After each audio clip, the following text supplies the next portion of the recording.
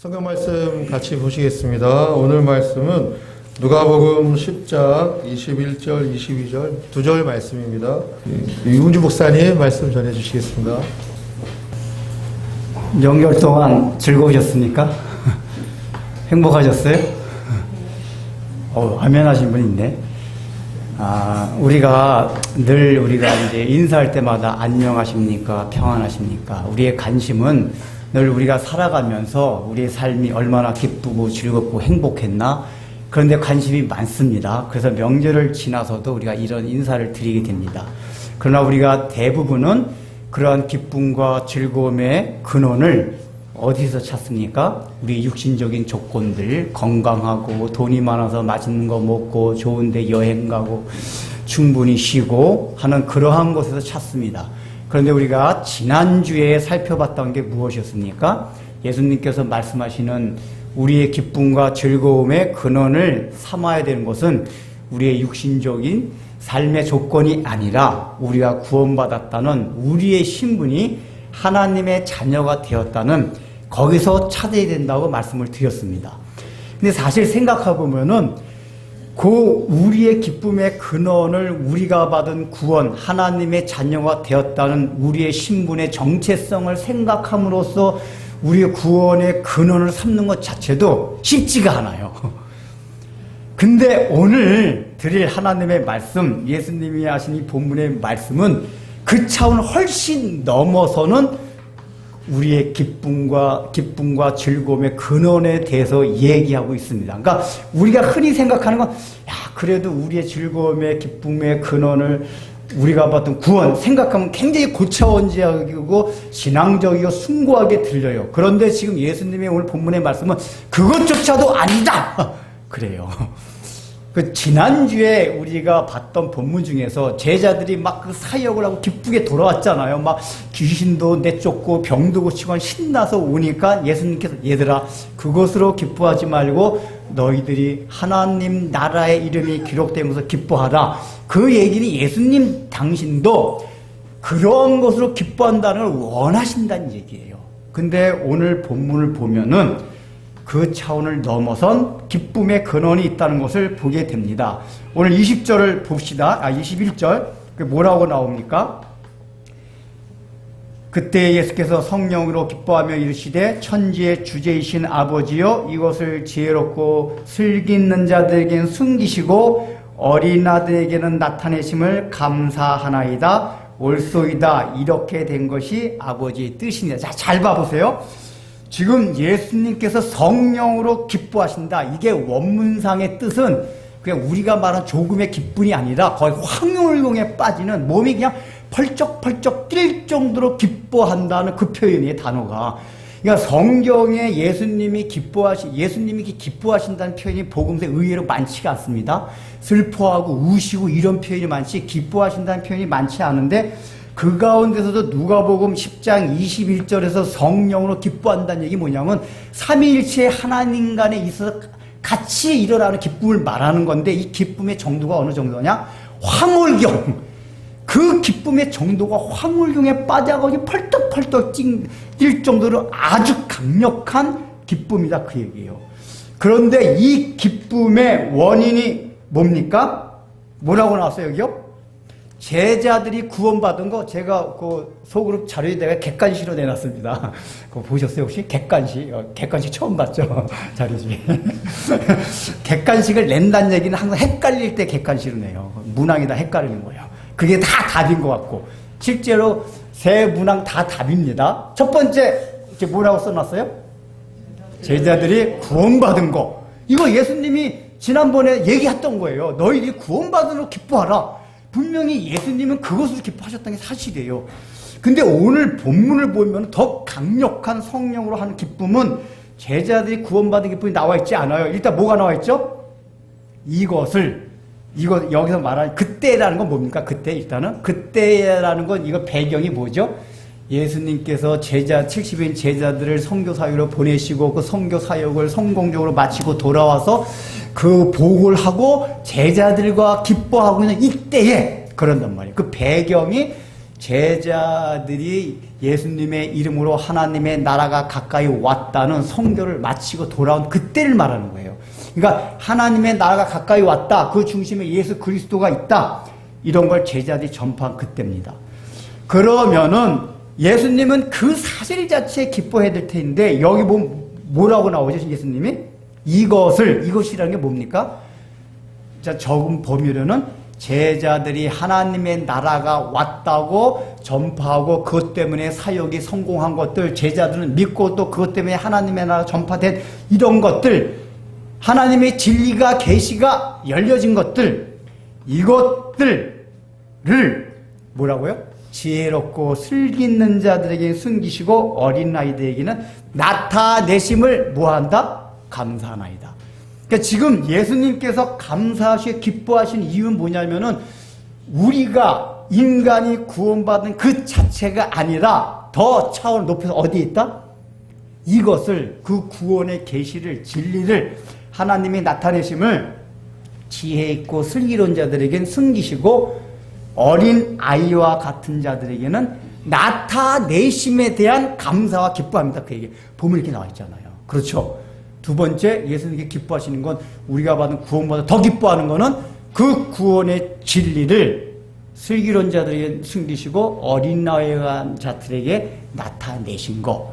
그런데 그러면서 예수님 또 뭐라고 말씀하십니까? 옳소이다. 이렇게 된 것이 아버지의 뜻이니다. 우리말 번역은 이렇게 되니까 아멘. 하나님 아버지, 아버지의 뜻이라니까 아버지의 선한 의지, 선한 기쁨. 그러니까 슬기로운 자들에게 숨기시고 지혜 어린아이한테 나타낸 것이 아버지의 뜻이요 그것이 아버지의 기쁨입니다. 그 얘기란 말. 그것에 대해서 저도 아멘으로 화답하고 기뻐합니다. 그 얘기예요. 이 얘기는 뭐죠?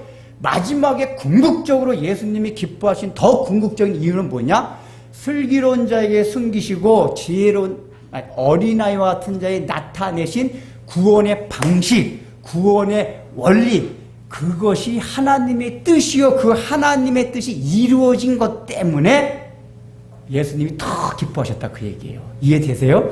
그 객관식에 세 가지가 나와 있는데 다 틀린 답은 아닌데 본문상에서 초점을 딱 맞추면 이게 딱 좁은 렌즈로 딱 맞추면 몇 번이 답입니까? 3번. 항상 국어 시험 볼 때 제일 긴 게 답이 많아요. 객관식은 잘 모르면 긴 거 찍으세요. 제일 길죠? 3번이? 그 긴 건 세 가지 다 포함한 거예요. 이 얘기는 뭐죠? 지금 예수님의 마음은 우리가 이제 언뜻 생각하는 예수님 자비롭고 인간의 고통에 대해서 너무 공감을 하시고 동정을 계시고 동정하는 마음이 있고 이런 걸 다 생각해요. 그 틀린 건 아니에요. 맞아요. 근데 성경을 자세히 읽어보면은 실제 예수님이 궁극적으로 관심을 갖고 그 생각 속에 막 끌어오르는 건 뭐냐? 아버지 하나님에 대한 영광이에요. 여기서 아버지의 뜻이 실현된다, 나타난다. 그러니까 슬기로운 자를 숨기시고 어린아이에게 나타내는 것, 이 방식 자체도 예수님이 기뻐하시는데 이 방식이 왜 기뻐하시냐? 그것이 하나님의 뜻이 실현되는 것이었기 때문에 다른 말로 말하면 하나님의 뜻이 실현된다는 얘기는 하나님의 영광이 드러나는 거기 때문에 예수님께서 그걸 가장 기뻐하셨다 그 얘기예요. 다른 말로 하면 예수님은 늘 가장 기뻐하는 궁극적인 원인이 어디에 있느냐? 하나님을 영화롭게 하는 거, 하나님을 영광스럽게 하는 거, 여기에 가장 기쁨의 근원이 있다 그 얘기예요. 이게 오늘 본문뿐만 아니라 복음서를 읽어보면 예수님이 이러한 관심사가 다 나와 있어요. 예수님의 기도 내용이나 예수님이 하신 말씀들 보면 이게 수도 없이 나와요. 대표적 요한복음 17장 같은 대제사장 기도를 보면은 마지막 십자가 사건을 놓고 그 십자가 사건은 무슨 사건입니까? 인류의 구원을 위한 사건이에요. 여기서 이 불쌍한 인간들 구원시켜 주시고 이런 얘기가 없어요. 예수님의 말씀은 아들을 영화롭게 하사 아버지를 영화롭게 하옵소서.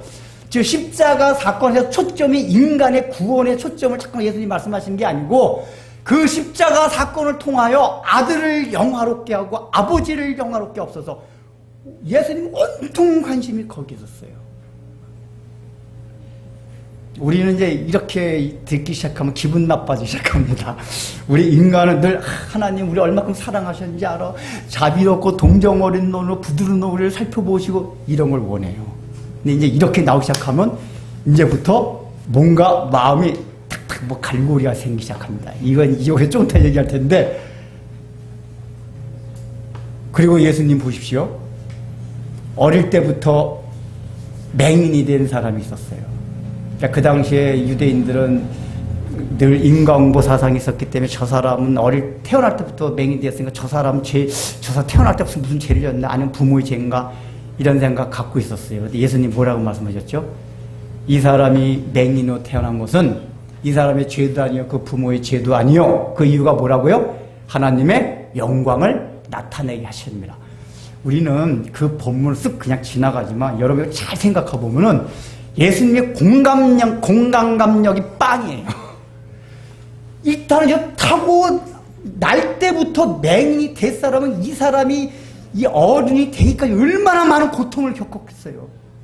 그러면 일단 그 사람은 너 얼마나 고통스러웠니? 태어나면서부터 아무것도 보지 못하는 오늘날 우리가 흔히 얘기하는 상담학적인 심리학적인 말도 안 돼. 공감강 그거를 이렇게 막 중요시 여기는 세계 속에서는 그런 사람 일단 공감을 해줘야 돼. 불쌍해. 안 됐다. 어떤 이유를 달지 말고 얼마나 힘들었니? 이래야 돼요. 예수님은 전혀 안 그러시고 하나님의 영광을 위해서 여러분 이게 잘 생각하면 굉장히 냉정한 얘기예요. 하나님의 영광에서 맹인으로 태어났다? 공감을 안 해주고 이게 요한복음 강의할 때도 그 얘기 했는데 수가성 여인 사건에서 나와요. 수가성 여인이 왜 낮에 우물에 물을 길러 왔습니까? 그 뜨거운 대낮에. 이 사람이 아클리스건이 있었어요. 사람들이 보면 수근수근 거리가 너무 싫었어요. 그게 뭡니까? 저 여자 남편 5명이나 있었대. 저 행동이 막 그냥 불량해가지고 늘 사람들이 자기가 가진 가장 큰 상처 아킬레스건 남편이 5명씩이나 있었다. 그 얘기는 그 여자 앞에서 절대로 하면 안 되는 상처였었어요. 예수님 만나서 대뜸 뭐라 그럽니까? 좀 얘기하시다가 여자요 내 남편을 데리고 오라. 그 여자가 가장 상처 절대로 그 여자 앞에서 하면 안 되는 얘기 오늘날의 심리학적 관점에서 상처 주면 안 되는 절대적인 얘기를 탁 꺼내요. 거기다가 데리고 와라. 너 남편 5명 있었지? 이게 우리는 그냥 쓱 지나가지만 예수님이 오늘날의 시각에서 보면 얼마나 공감강력이 없는 무정한 냉정한 분인지 몰라요. 우리는 교회에서조차도 야 그만하면 상처받아 상처 주지 마 뭐 이런단 말이에요. 예수님이 그걸 깨버리고 상처 확 주는 말을 해요.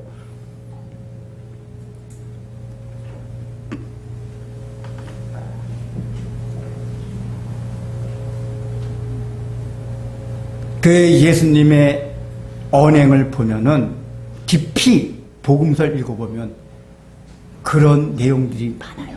그래서 우리가 때로는 실제로 성경을 예리하게 읽는 사람들은 많은 지식인들 가운데 이런 부분들을 읽고 실망하는 경우도 있어요. 우리 그냥 이렇게 표면적으로 언뜻 보면 예수님이 뭐 자비롭고 그냥 사랑 어린 눈을 맨날 보는 것 같고 이런 것 같지만은 성경을 자세히 보면 누가 그래요. 야, 예수님 자세히 보니까 과대망상증 아니면 거짓말쟁이다. 이 얘기가 맞아요. 그분은 성인 군자가 아니라 과대망상 아니면 거짓말쟁이다. 어느 정도 지혜를 가지고 성경을 보면 그래요. 그러나 더 깊이 어린아이 같은 심정으로 이 계시에 접하게 되면 그게 아니라는 사실을 알게 돼요. 이게 여러분 예수님의 마음과 같이 하나님의 영광을 위한다는 데서 가장 삶의 가장 궁극적인 이유와 목적을 삼는 것이 예수님만 말씀하십니까? 사도 바울도 그 얘기를 늘 하고 구약 성경도 그런 얘기 얼마나 많이 나오는지 몰라요. 에스겔서나 이사야 같은 데 보면 무슨 표현이 많이 나오냐면 이스라엘아, 내가 너희 죄를 왜 도말하여 준 줄 아니? 너희를 위함이 아니라 나를 위함이다. 나의 이름을 위함이다. 이런 표현을 보면 하나님 굉장히 이기적으로 들려요. 그래서 구약 성경 보고 예수 안 믿는 사람이 있어요. 무슨 하나님께 속 좁냐? 내가 너를 사랑해서 죄를 도말했다. 이게 아니에요.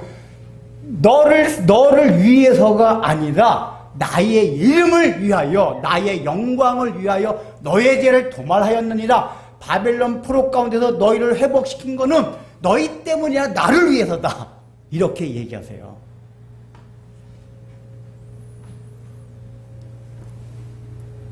오직 하나님의 영광에 모든 포커스가 맞춰져 있어요. 우리가 인간의 고통에 대해서 가장 심도 있게 말하는 욥기서를 보세요. 사람들이 욥기서를 읽으면서 그런 기대를 가져. 인간의 고통의 근원이 무엇일까? 이유가 무엇일까? 열심히 읽어봐요. 읽어보면은 해결이 더 안 돼요. 욥기서에는 인간의 욥만큼 그 고통을 겪은 사람이 없어요. 잘 살다가, 못 살다가, 너무 잘 살다가 재산 팍 없어졌죠.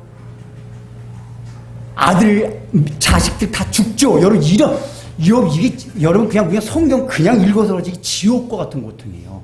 재산 싹 날리고, 자식들 다 죽고, 자기는 온통 문둥병, 죽지 않을 정도로 그냥 고통스러운 병에 걸려서 그냥 죽을 지경이에요. 그러면 하나님은 그런 욥에게 타서, 너가 얼마나 지금 고통스러우니? 이러셔야 되잖아요. 근데 욥기를 보면 전혀 그런 모습이 안 나와요. 지금 하나님은 욥의 고통에서 전혀 관심이 없어 보여요. 그리고 욥기서 마지막 부분에 가면은 어떤 결론이 나오냐? 그 세 친구의 변론을 통해서 고통에 대한 이유는 정확하게 말씀해 주지 않고 인류 역사 가운데 내려온 철학과 문학과 여러 가지 사상 가운데서 고통의 원인을 얘기한 거를 세 친구를 통해서 하나님이 다 드러내줘요. 그러면은 내가 말하는 고통의 원인이 뭔지 아니? 라고 딱 정확하게 얘기해 주시지 않고 하나님이 욥기 마지막에 뭘 얘기하냐? 천지 만물을 얼마나 그 장엄한지에 대해서 쭉 얘기를 하세요. 그래서 욥기서 마지막에 공룡에 대한 얘기가 나온단 말이에요. 아마 그 당시 사람은 실제로 공룡이 있었는지 없었는지 과학적으로 밝혀지진 않았지만은 적어도 내려오는 얘기나 여러 개를 통해서 그 당시 사람들이 이 공룡의, 거기 공룡의 표현을 보면 불 뿜는 용이라는 게 여러분 신화적인 그게 아니에요. 옛날에 공룡들이 불 뿜어내는 활용이 있었어요. 화석 가운데도. 욥기서 나온단 말이에요.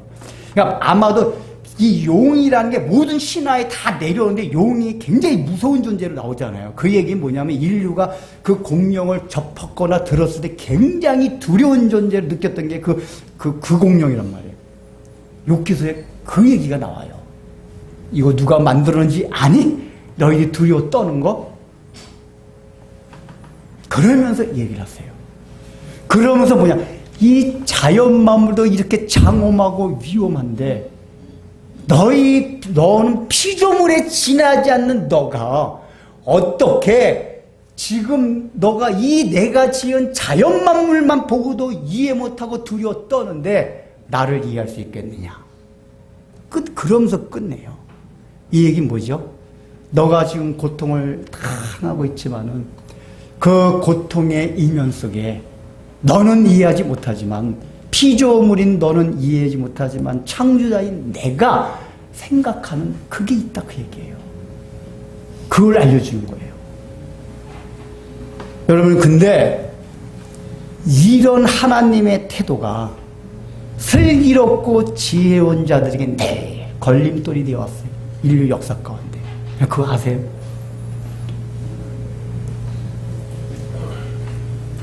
하나님의 이런 마음들이 나름대로 인간의 이성과 논리가지고 생각할 때 얼마나 불합리하고 불공정하고 하나님 냉정해 보이고 공감량도 없고 나타나고 여봐 너 얼마나 고통스럽니? 하나님 그러시면 얼마나 좋아요? 실제로 욥은 당하는 사람 얼마나 고통스러워요. 아까 맹인도 그렇고 이 욥도 그렇고 근데 하나님이 그 고통이 너무 심해가지고 힘들었던 건 이런 방구도 없어요. 근데 여러분, 이게 역설적인 거지만은 오히려 그 하나님의 그 장엄과 위대하심을 생각할 때 우리가 인생을 살아가면서 겪는 고통과 아픔이 아무것도 아니라는 사실 때문에 고통을 극복할 수 있는 힘이 생겨요. 저는 이제 이렇게 여행하면서 자연을 좋아한다고 그랬잖아요. 그래서 저는 혼자 누구랑 다닐 때 안 그러는데 혼자 다닐 때는 험악한 자연만 찾아다녀요. 그 전에 독일에 있는 외삼촌네 갔을 때는 일주일 알프스 산맥만 이 험악한 고갯길 있어요. 막 아래에는 천길 낭떠러지가 있고, 그 로키 산맥도 밴프에서 제스포까지 그 아이스필드 파크웨이라고 있는데 제가 갔을 때 차도 한 대도 안 다니고 그 사람을 압도하는 그 자연 속에서, 그러니까 그거 혼자 다니고 사람들이 안 다닐 때 다닐 때 맨날 관광으로 다니면 그런 생각할 겨를이 없어요. 근데 제가 무슨 생각이 들었냐면은 이 저녁 해가 저녁 이게 질 무렵 어둑해질 무렵 그 장엄한 로키 산맥이 나를 막 뒤엎는다는 그 장엄함과 이악감 속에서 자연에 대한 경외가 생기더라고요. 정말. 야, 제가 웬만한 겁이 없는데 두려운 마음이 들어요. 그래서 어떤 마음이 드냐면은 그 자연을 만드신 하나님에 대한 경외. 이 정서가 이해돼요? 근데 제가 그게 알프스산 낭떠러지에서 그런 경험을 많이 했어요. 이게 알프스 이 고갯길만 넘어다니면 그 천길 낭떠러지와 그 어마어마한 알프스 산맥군을 보면서 인간의 그 왜소함, 그 자연의 장엄함을 통해 드러난 창조주 하나님의 위대함.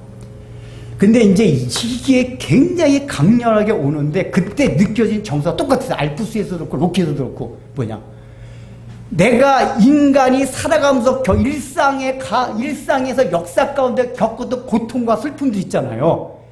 이게 굉장히 아무것도 아니라는 생각이 들어요. 그거 이해되세요? 그 장엄한 자연 앞에서 그 장엄한 자연을 맞이 하나님의 위대와 장엄함을 생각하니까 내가 일상 가운데 겪었던 고통들, 생각했던 슬픔, 걱정, 근심 이런 게 정말 먼지만큼도 안 되는 하잘것없는 것들이다.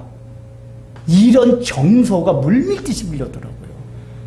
제가 그래서 그때 그 욥기서 마지막에 하나님께서 나타나가 욥기에게 하신 말씀이 이해가 되더라고요. 하나님 왜 마지막에 욥한테 그 하나님이 지금 피조 세계를 딱 들어가지고 장엄하심을 보여주고 그걸로 끝냈는지 이해를 하겠대요. 그걸 바라볼 때 우리 인간의 마음이 나는 피조물에 지나지 않는다. 여러분 그거 아세요? 그 자연을 바라보면 하나님이 지으신 피조 세계를 보면서도 확 눌린단 말이에요. 그러면서 나는 피조물에 지나지 않는 존재구나. 근데 껍적껍적거리고 살았구나. 하나님한테 하나님 왜 이래요? 그게 얼마나 우스운지 몰라요. 성경 하나님 왜 이래요? 하나님은 내가 지금 그 위험에 눌리고 있는 자연을 만드신 그분. 나는 그 만들어진 피조물. 근데 거기다 내가 껍질 왜 하나님 이랬으면 저랬습니까? 그게 강렬하게 다가와요. 하나님의 주권과 하나님의 영광이 얼마나 커 보이는지, 거기에 비해 나라는 인간은 얼마나 왜소한 존재인지를 이게 강렬하게 느껴져요. 그런 정석 가운데는 불평, 불만이 나올 수가 없어요. 다 그 아래 묻혀버려요.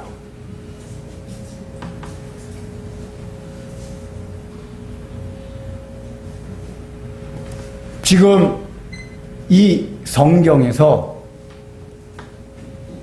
예수님이 하나님의 영광에 온갖 초점을 맞추는 것은 사실은 원래 그게 하나님의 뜻이었기 때문에 그래요.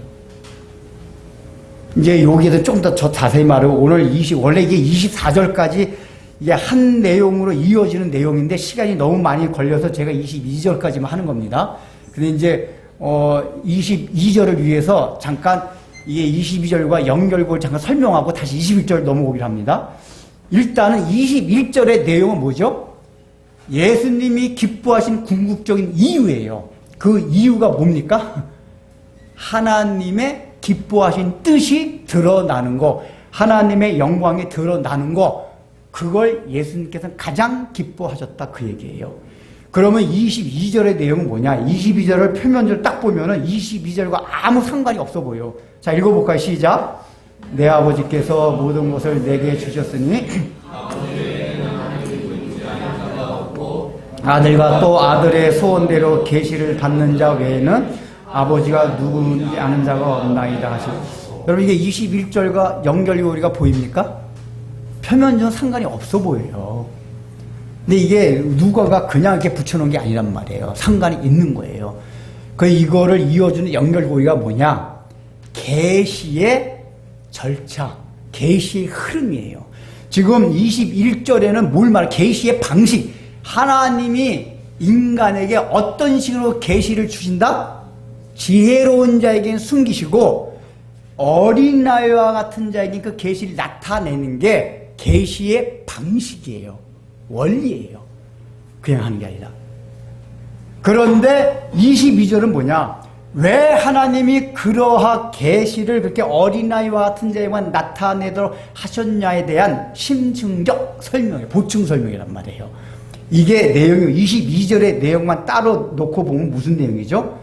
이 기독론, 신학적. 예수님 누구신가에 대한 거예요. 여기 뭐죠? 아버지 외에는 아들을 누군지 아냐갖고 아들과 아들의 소원대로 계시를 받는 아버지가 누군지.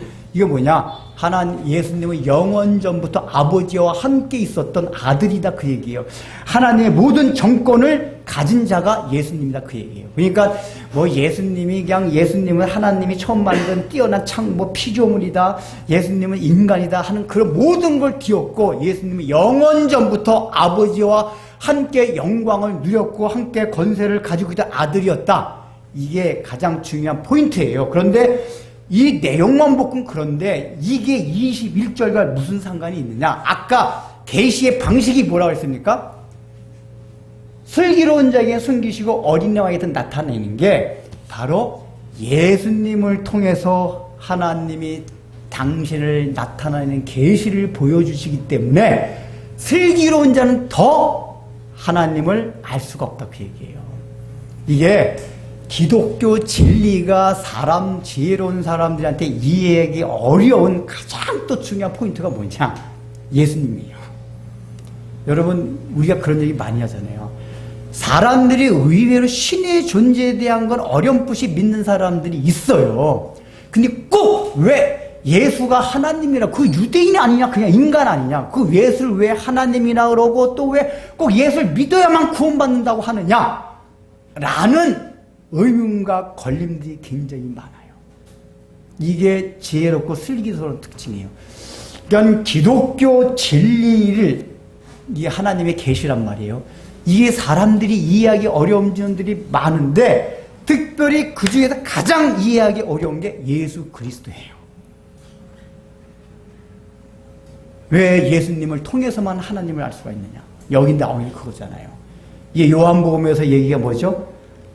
나는 길이요 진리요 생명이니 나로 맘지 않고는 아버지께로 올 자가 없느니라. 근데 사람들이 그걸 이해하기 힘들어요. 왜 기독교만이 유일한 종교냐? 왜 기독교만 믿어야 구원을 받느냐? 아, 기독교 좋다. 그러나 불교 믿어도 좋고 이슬람교 믿어도 좋고 착하게 살아도 좋고 하나님께 이른 그런 다양한 길이 있지 않느냐? 나름대로 지혜 있다고 생각하는 사람들은 그런 게 걸려요.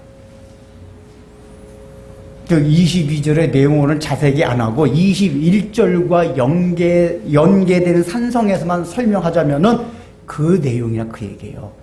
하나님의 어린 아이에게만 진리를, 계시를 나타내는 더 중요한 이유가 뭐냐? 이유에서 설명한 거예요. 그게 예수 그리스도 아들을 통해서 계시를 우리에게 보여주기 때문에 그렇다고 얘기해요. 근데 여기서 중요한 게 뭐죠? 예수님께서 우리에게 하나님을 나타내 보이신 가장 중요한 사건이 십자가 사건이에요. 그런데 십자가 사건 자체가 인간이 이해할 수 없는, 사탄도 속은 거예요. 원래 사탄이 예수님 죽이려고 십자가, 가룟 유다 유혹하고 예수님 죽인 거예요. 끝난 줄 알았단 말이에요. 인간보다 더 영민하게 느껴지는 사탄조차도 쏘았어요. 예수님 죽이면 끝날 줄 알았는데 그 십자가의 죽으심이 오히려 하나님의 나라를, 인간의 구원을 이루는 하나님의 영광을 돌리는 방식이 되리라고는 사탄도 속은 거예요. 즉 예수님께서 하나님의 나라와 하나님을 드러나는 통로인데 그 통로의 중심에 뭐가 있었냐? 십자가 사건이 있었는데 이 십자가 사건이 어떤 인간의 지혜와 슬기로도 설명할 수 없고 이해할 수 없는 역설적인 진리다, 그 얘기예요. 사도 바울도 고린도전서 그 얘기했잖아요. 늘 우리 인간은 성공하고 기뻐하고 즐거워하고 업적이 있어야지만이 하나님이 뜻이고 하나님이 나를 사랑하고 하나님의 나라가 이룬 줄 알지만은 실패요, 넘어지고 가난해지고 질병들고 이게 무슨 하나님의 나라고 하나님의 사랑하심이 어디 있어요? 근데 십자가 사건은 그걸 보여준단 말이에요. 인간이 보편적으로 갖고 있는 하나님이 우리를 사랑한다면, 하나님의 나라가 임한다면 우리가 잘 돼야 돼요, 성공해야 돼요, 실패하지 말아야 돼요. 그러나 십자가 사건이 보여주는 건 그 반대를 다 보여주고 있단 말이에요. 어떻게 하나님의 나라가 그렇게 이루어질 수 있냐, 그 얘기예요. 역설적 진리예요. 예수 그리스도를 통해서 하나님과 하나님의 나라를 보여주셨는데 그 예수 그리스도가 이 땅에 오셔서 이룬 십자가 사건 자체가 인간이 이해할 수 없는 역설적 진리였다, 그 얘기예요. 그래서 22절의 내용은 21절에 대한 보충 설명 내지는 근거와 이유라고 설명하시면 됩니다. 그 다시 21절 넘어갑니다. 자, 그러면은 왜 마지막에 이게 사실 오늘 제가 설교를 이렇게 준비해서 굉장히 부담스러웠어요. 왜냐하면 이게 교리 설교예요. 교리 설교예요. 교리라는 건 사실 우리 마음에 확 와닿질 않아요. 그래서 목사님들이 교리 설교를 안 해요. 그 전에 어디 세미나 갔더니 그분이 그러더라고요. 제일 잘하는 설교가 그거래요. 가족이 은혜 받는, 가족이 은혜 받으면 목사님 제일 잘하는 설교래요. 두 번째, 교리 설교를 받고 교인들이 은혜 받으면 설교 무지하게 잘하는 거래요. 왜냐, 교리 설교는 딱딱하고 우리 삶과 무관하게 느껴져서 목사님들이 교리 설교는 안 해요. 하지 말라 그러고. 근데 오늘 이게 내용이 교리 설교인데 그럼에보다 해야 되는 건 너무 중요하기 때문에 한 겁니다. 여러분, 하나님의 이 영광이 드러나는 게 제가 속을지도 했어요. 우리가 예수를 믿은 뒤에도 이런 논란들이 많이 있어요. 우리가 신학적으로 알미니안주의라는 게 있고 칼빈주의라는 게 있어요. 성경 공부를 한 사람들은 다 알아요. 우리 교회는 초기에 성경 공부를 했기 때문에 여기서 복잡하게 칼빈주의, 알미니안주의 공부하자는 게 아니에요. 우리 학생들아, 너희 그거 들어봤어? 종교개혁시대 때 칼빈이라는 신학자가 있었고 알미니우스라는 신학자가 있었어요. 근데 이 사람들이 똑같이 예수님을 믿고 그 성경에 나타난 구원의 진리를 설명하는 데 있어서 좀 달랐어요. 알미니우스라는 사람은 네덜란드 사람인데 뭐를 강조했냐? 인간의 자유의지, 그리고 그 구원의 초점을 내가 구원을 통해서 받은 인간의 행복, 인간의 즐거움, 여기에 초점을 맞췄어요.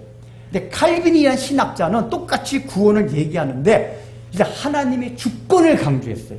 그리고 하나님의 영광을 강조했어요.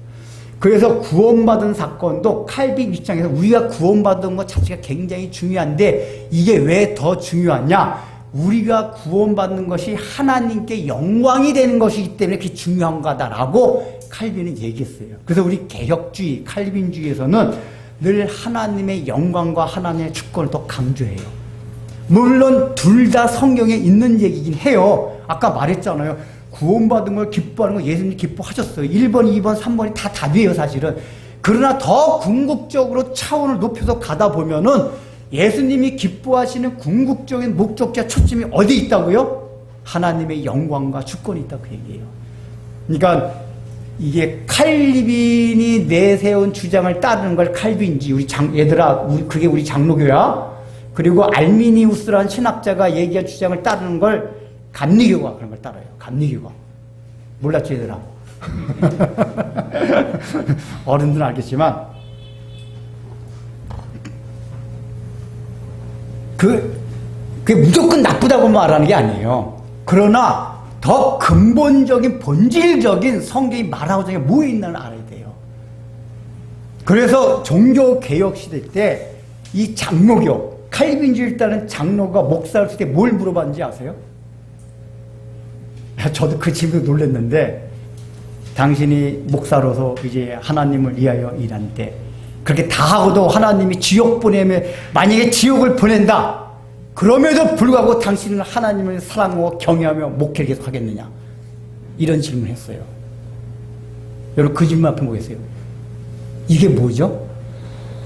그게 개혁주의 신학에서 말하는 하나님의 주권, 즉 나는 피조물이기 때문에 하나님이 천국을 보내든 지옥을 보내든 나를 명망시키거든 병을 들게 하든 병을 낫게 하든 성공시키든 오로지 하나님 당신은 항상 옳습니다, 그 얘기. 하다못해 나를 지옥에 보낸다 해도 당신은 옳은 분입니다, 그 얘기란 말이에요. 여기에 대해서 여러분 동의할 수가 있습니까?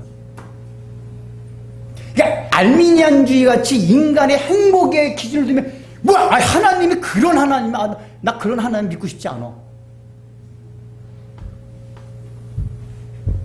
근데 우리가 피조물로서 겸손함이 우리 몸에 배어있다면, 나는 피조물이기 때문에 창조주 하나님께서 이렇게 하든 저렇게 하든 나에게 권한이 없습니다.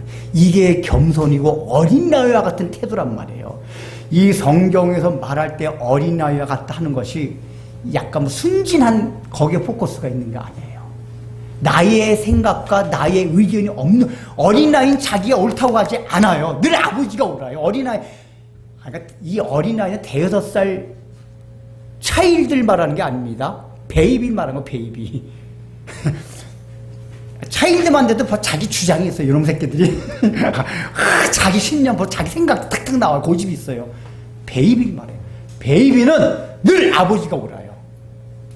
아버지의 영광이 다 자기 영광이에요. 이 어린아이가 갖는 가장 중요한 태도가 그거예요. 아버지는 항상 옳다, 그 얘기예요. 근데 인간의 지혜와 슬기를 갖는 자들은, 여러분 예수님이 지혜와 슬기라고 표현한 이유를 알아요. 지혜와 슬기가 나쁜 겁니까, 좋은 겁니까? 좋은 거예요. 좋은 거기 때문에 자기 주장을 할 수 있다, 그 얘기예요. 좋은 거기 때문에 하나님 그거 아니잖아요 라고 얘기할 수가 있다, 그 얘기예요. 여러분 인류 역사 가운데 얼마나 인류에게 선한 영향력, 그러니까 신앙을 떠나서 좋은 영향을 미친 사람들이 많아요. 저는 이제 이런 걸 생각할 때 그 문학 작가들 있잖아요. 작가나 영화 감독들 보면은 굉장히 뛰어난 사람들이 많이 있어요. 특별히 그런 뛰어난 사람들은 인간이라든지 이 삶에 대해서 정말 통찰력 있게 바라봐요.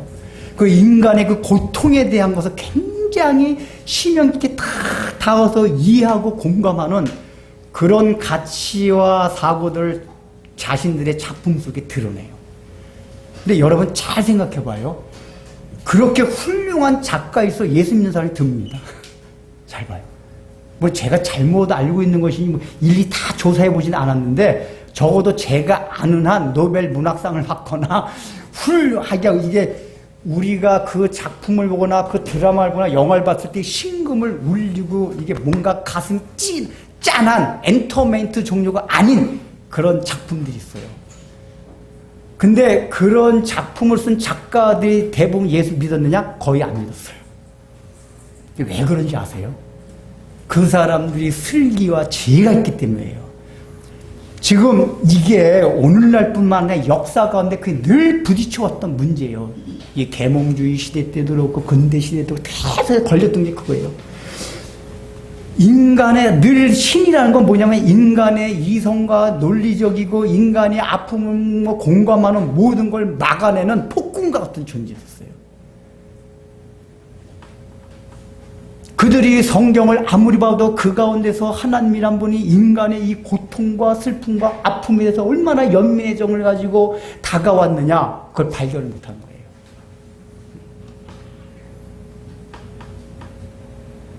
대표로 이 까미란 사람, 알베르 까미란 프랑스의 작가가 있어. 노벨 문학상을 받은 사람입니다. 이 사람이 그 지은 작품 중에 페스트라는 작품이 있어요. 이 페스트의 작품이 거기에 이제 오랑이란 마을에서 페스트 막 유행을 합니다. 그러니까 거기 어떤 가톨릭 신부가 이 지금 페스트병은 우리 죄에 대한 하나님의 진노입니다. 설교하면서 다녀요. 그러다 이 신부가 자기가 너무 사랑스러운 한 아이가 고통스럽게 죽어가는 모습을 보면서 자기가 주장했던 신의 섭리, 신정론 일미 그거에 대해서 막 엄청난 회의를 느껴요. 자기 신앙이 뿌리째 흔들려요. 자기가 지금까지 사람들의 설교했던 모든 논리가 다 무너져요. 반대로 이 패스트의 주인공이었던 어떤 의사가 있어요. 이 리웨라는 의사가 있는데 무신론자였었어요. 이 사람은 처음부터 패스트라는 이 인간의 고통을 주는 사건에서 하나님은 아무 생각도 안 했어요. 왜냐? 그는 처음부터 하나님은 이걸 해결해 주신 분이 아니다. 이걸 갖고 있었어요. 오히려 늘 기독교라는 것이 저 신부와 같이 맨날 그런 식으로 떠들어 봤자 인간의 고통을 해결 중에 뭐가 있느냐. 그래서 이 사람은 자기가 의사로서 그 의술을 가지고 최대한 사람들의 고통을 줄이기 위해서 뭐 고군분투를 해요. 막 의사 직분을 다하고 패스트와 싸워요. 그것이 인간의 고통 앞에서 우리가 가져야 할 연대감이며 정서다. 라고 그 의사가 얘기하는데 그 의사의 얘기가 바로 까미란 작가의 사고방식이다. 그 까미란 사람은 이 세상을 부조리하게 봤어요. 그 부조리하다는 얘기는 우리가 흔히 얘기하는 윤리 도덕적 부조리함을 말하는 게 아니라 인간의 명철한 이성과 합리성을 가지고 이 세상을 바라봐야 되는데 중세 시대부터 기독교적 세계관이 이 유럽을 지배하다 보니까 이 사람은 뻑하면 신했던 고통을 해결해 주지 못하는 하나님의 섭리. 여기에서 인간의 이성으로 생각하는 세계관과 신의 섭리를 생각하는 세계관에 엄청난 간극이 생겨요. 이 간극을 부조리라고 표현해요. 그 까미라는 사람. 그 사람이 굉장히 예리하게 그 사회를 바라본 거예요. 그게 실제로 맞아요. 기독교가 그 고통을 해결해주기 더구나 중세시대 기독교 더 썩었기 때문에 더 말할 나위도 없는데 기독교가 말하는 이 교리나 진리 자체가 그런 인간의 고통에서 전혀 해결해 주는 게 없어요. 그래서 까면 이렇게 부조리다, 부조리. 이 간극을 해결해 나가는 것이 인류의 역사고 우리의 모멘텀이 된다. 모든 인류 역사 가운데 진보 운동은 다 그런 식으로 태어났어요. 부조리하게, 이 세상 부조리하다. 신이 개입함으로써 이렇게 아무것도 없다. 그들은 신을 무조건 나쁘다고만 말하는 건 아니에요. 도대체 신이 하는 게 뭐가 있냐? 차라리 우리 인간이 연대해서 이 부조리한 현실에 맞서 싸우자. 더 나은 이 인류, 이 삶을 만들어 가자. 이것이 역사 가운데 나타난 모든 진보적 신념과 운동의 태동이에요.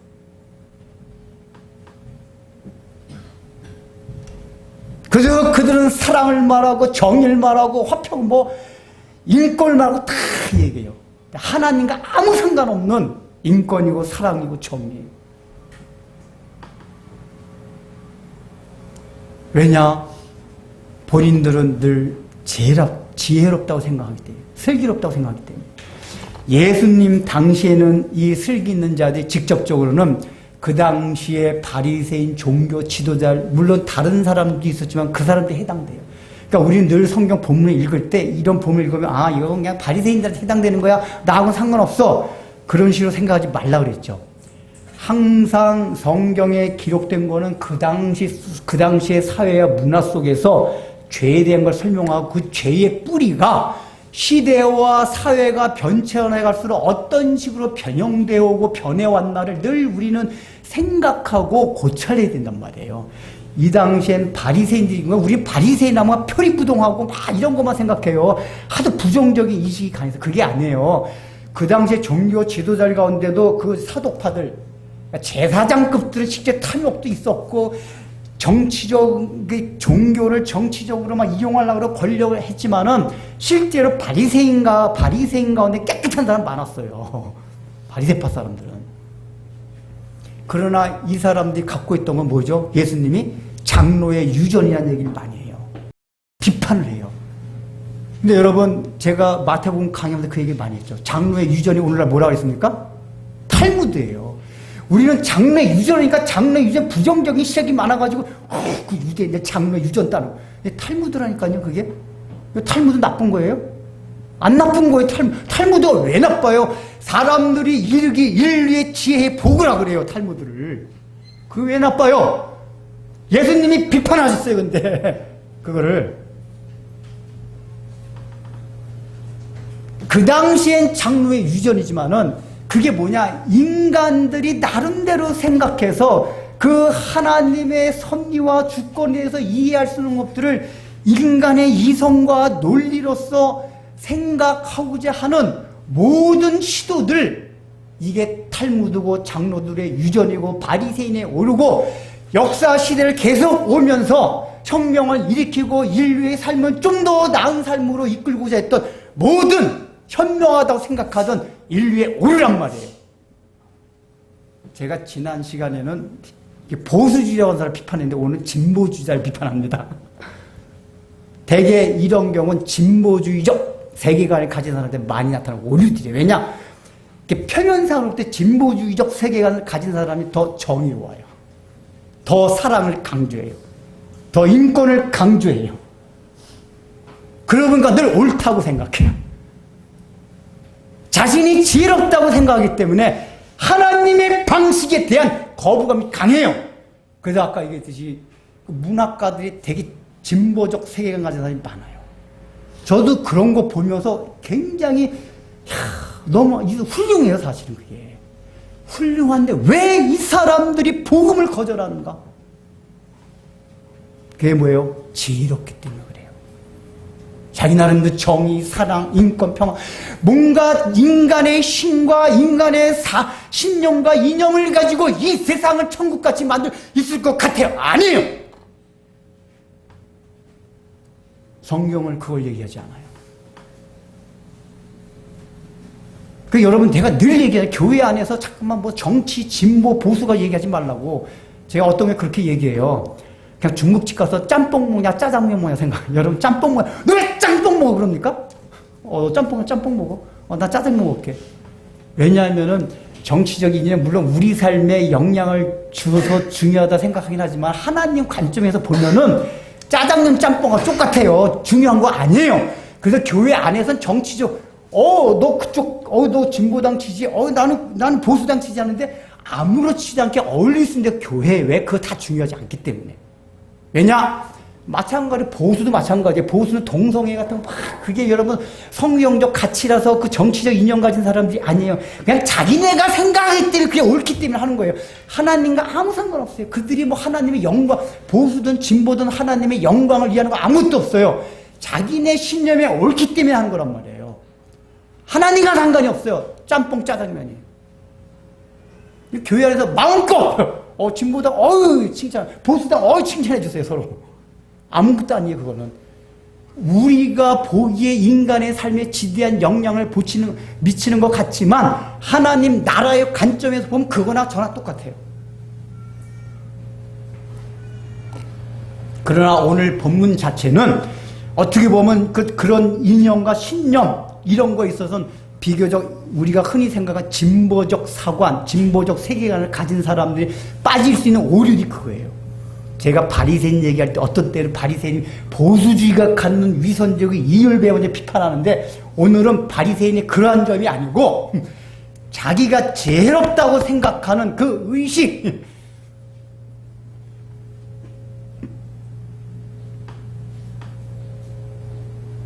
이게 여러분 하다못해 아까 까미 얘기를 했지만은 도스토옙스키는 러시아의 유명한 작가잖아요. 이 사람은 적어도 기독교인으로 분리되는 사람이에요.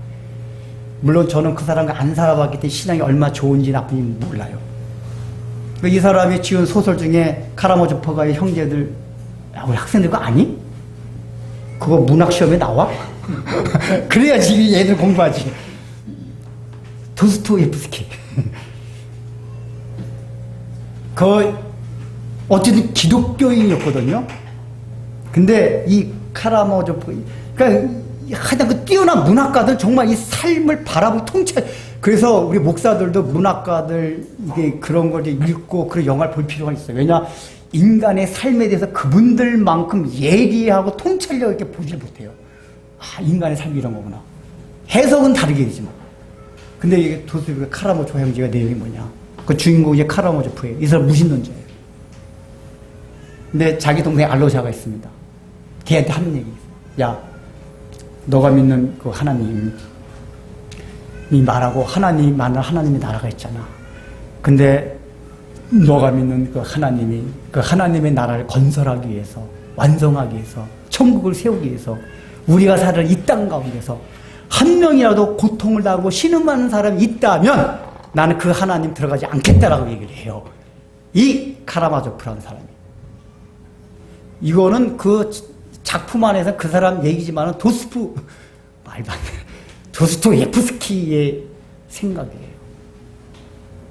그 사람 분명히 기독교에 분류됐던 사람인데 불구하고 나 그래서 야, 이 사람이 진정 회심한 사람이 나중에 우리가 이걸 확실하게 재단할 수 없는 겁니다.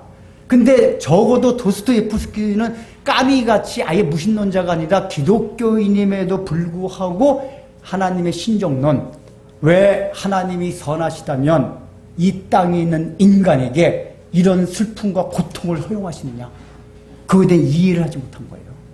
그러니까 난 그런 하나님의 나라라면 들어가지 않겠다. 거기대로 표현되라면 그 하나님의 나라 입장권 반환시키겠다. 굉장히 용감한 것 같죠? 난 지옥 가도 되니까 하나님이 만약에 그런 하나님의 나라를 세우기 위해서 이 땅에 인간의 고통을 허용하신다면은 난 지옥 가겠다. 무지하게 용감한 것 같아요? 여러분, 이게 기독교인이라고 분류될 만한 도스토옙스키조차도 이런 생각을 가졌다, 그 얘기예요. 우리가 얼마나 이런 오류에 잘 빠지는지를 알아야 돼요, 우리가 내 신앙생활 그런 오류에 빠져요. 우리가 아까 그 얘기 했잖아요. 예수님이 말씀하신 구약 성경에도 하나님의 주권과 영광을 강조하는 게 너무 많다. 그럼 꼭 그렇게 하는 사람이 있거든요. 너희가 너희 죄를, 내가 너희를 사랑해서가 아니라 나의 이름과 나의 영광 때문에 너희 죄를 용서해 줬다. 나는 나의 영광을 다른 사람에 빼앗기지 아니하리라. 실제로 그 얘기하는 수였거든요. 야, 나 그런 속 좁은 하나님 안 믿겠다. 그게 속 좁게 보이지 않아요, 하나님? 유치하다. 하나님이 좀 마음이 넓으셔야지. 하나님 왜 이렇게 이기적이냐? 그리고 오늘은 예정론이 주제는 아닌데, 하나님이 예를 들면 내가 어떤 사람은 지옥 갈지라든가 어떤 천국 갈 정해놨다. 그런 불공평한 하나님, 그 하나님이 그따위냐? 꼭 이렇게 얘기하는 사람도 있어요. 이게 뭔지 아세요? 자기의 지혜와 슬기가 있기 때문에 그런 거예요. 어린아이와 같으면은 하나님이 그냥 나 너희들 싹 지옥 보내겠다. 이렇게 돼도 할 말이 없는 게 우리 피조물이다, 그 얘기예요.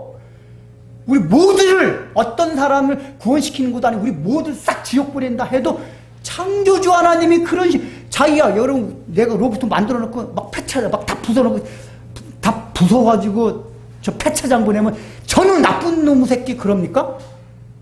당연히 그럴 수 있는 분이에요. 근데 우리는 가끔가다 그런 말하는 사람은 하나님은 독재자 같다, 폭군 같다, 왜 독선적이냐 그러는데, 여러분, 왜 독재가 죄가 되고 독선이 죄가 되는지 아세요? 오직 독선할 수 있는 분, 독재할 수 있는 분은 하나님 홀로 한 분뿐이 없기 때문에 그런 거예요.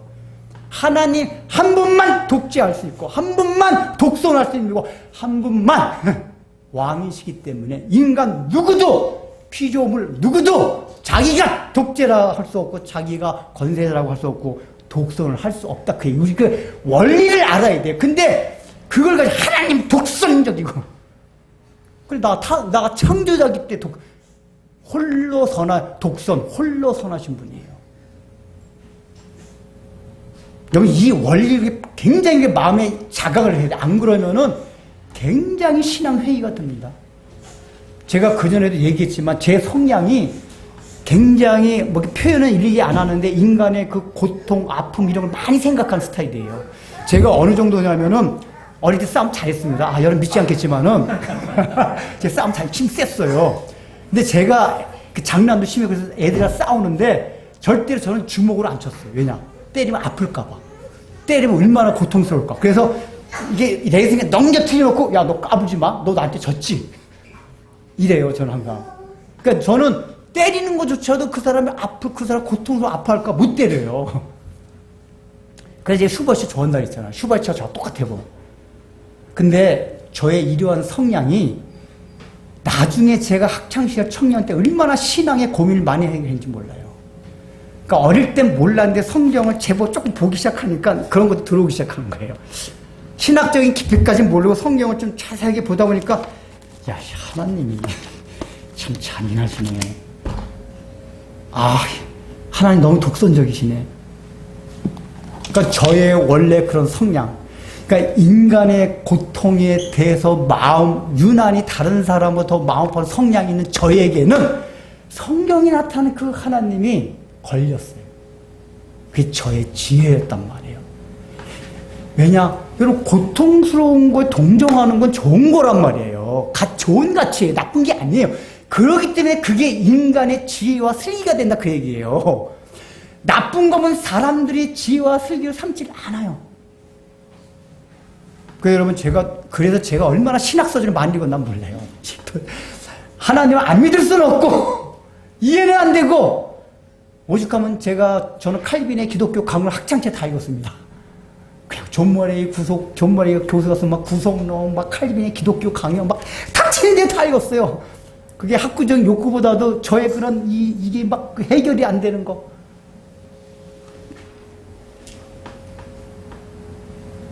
근데 나중에 깨달은 게 그거예요. 네가 뭔데? 네가 뭔데? 감나라 대추나 옳다 그러다냐? 우주 가운데 홀로 오르리는 나뿐이 없다.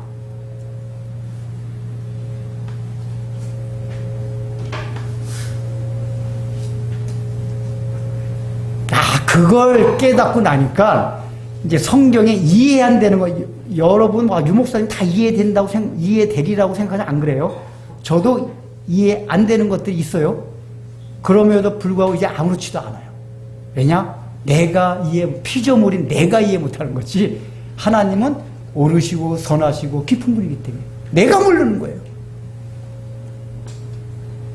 그리고 이런 사회의 이 정의롭지 못하고, 저도 이런 것만 이 정의롭지 못하고 이 개놈의 새끼들 사랑도 없고 정의롭지도 못한 막 이런 사회 보면서 좀 더 나은 세상,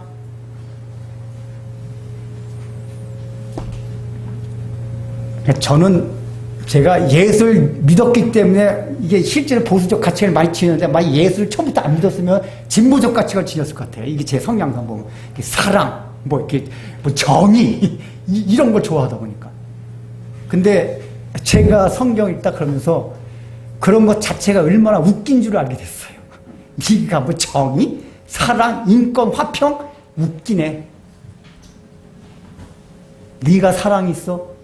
네가 정의로워? 네가 옳아?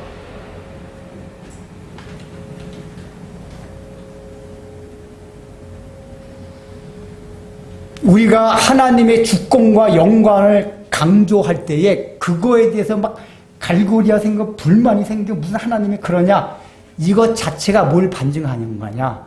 내가 어린 아이와 같이 아니하고 지혜롭고 슬기로운 자다, 이 얘기가. 우리는 성경에서 딱 그렇게 말씀을 하시면은 우리의 이성과 논리, 또 우리의 선하다고 생각하는 우리의 지혜, 슬기, 인류 역사에 쌓아온 모든 좋은 것들, 성현들이 쌓은 그 좋다고 한 모든 것들 자체를 다 무너뜨려야 돼요. 아무것도 아니에요. 그리고 피조물로서 하나님 앞에 겸손한 태도, 뭐죠? 하나님, 당신은 늘 옳습니다. 당신 늘 선합니다.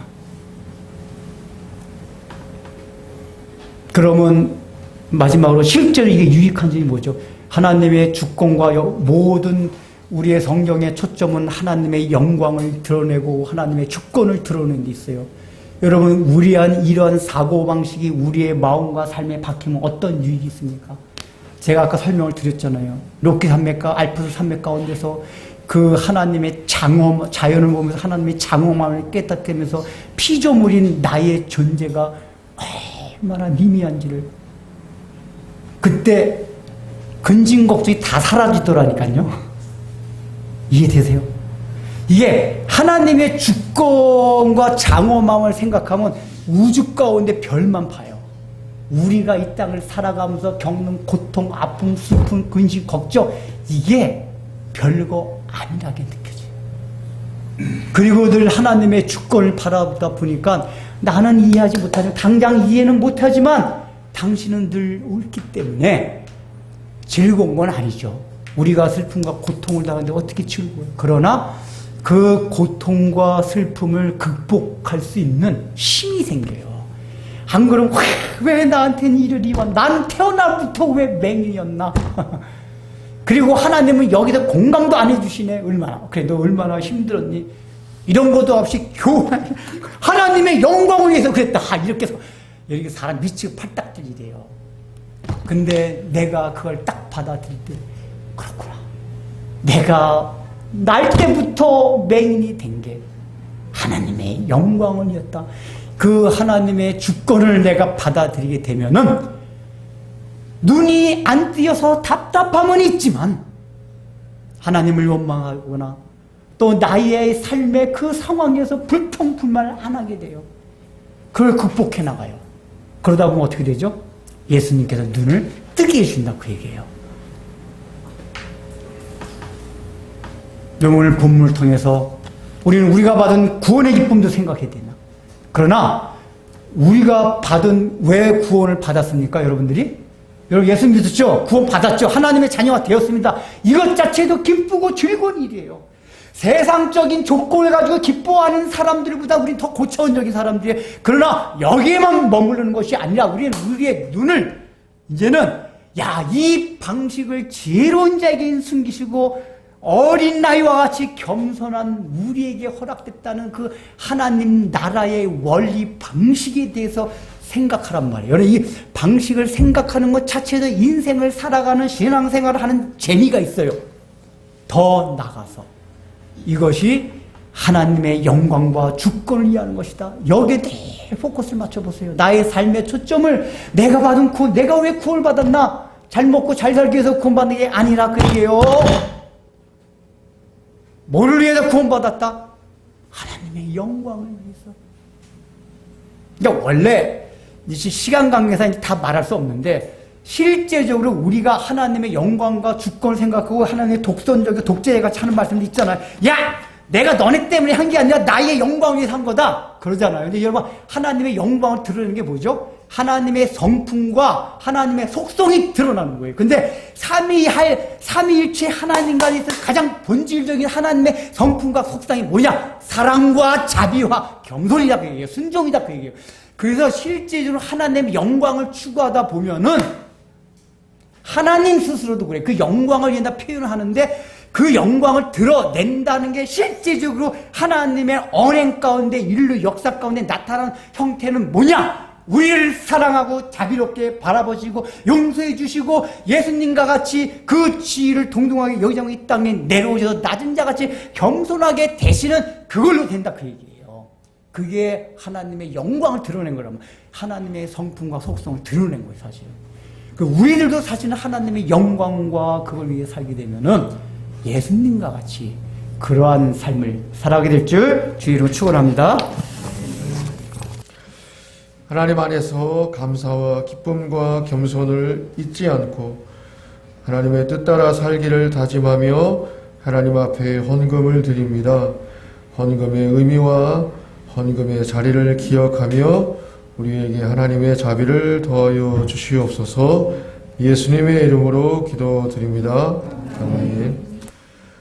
이제는 우리 주 예수 그리스도의 은혜와 하나님의 사랑과 성령의 말씀으로 은혜 허락하여 주심이, 하나님의 영광, 하나님의 절대적인 진리, 하나님의 언제나 옳고 선하심을 지혜롭고 슬기로운 자들에게 감추시고 어린아이들과 같은 겸손하고 하나님을 전적으로 신뢰하는 자들에게 나타나게 하심을 기뻐하고 감사하며 하나님의 뜻 안에서 살 길을 다짐하고 머리 숙인 진리의 빛교회 성도님들의 신앙과 삶 위에 이제로부터 영원토록 함께 있을지어다.